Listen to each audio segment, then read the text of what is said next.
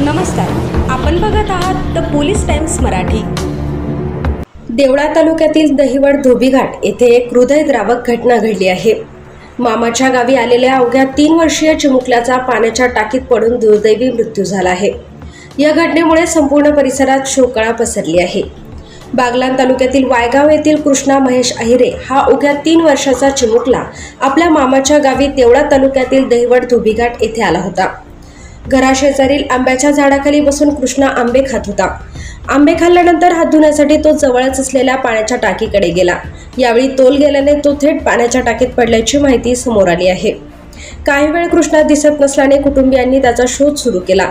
शोध घेत असताना तो पाण्याच्या टाकीत पडलेला आढळून आला। कुटुंबियांनी तातडीने त्याला बाहेर काढून उपचारासाठी रुग्णालयात दाखल केले, मात्र डॉक्टरांनी तपासणी अंती कृष्णाला मृत घोषित केले। या घटनेमुळे अहिरे व देवरे कुटुंबावर दुःखाचा डोंगर कोसळला असून गावासह संपूर्ण परिसरात हळहळ व्यक्त होत आहे।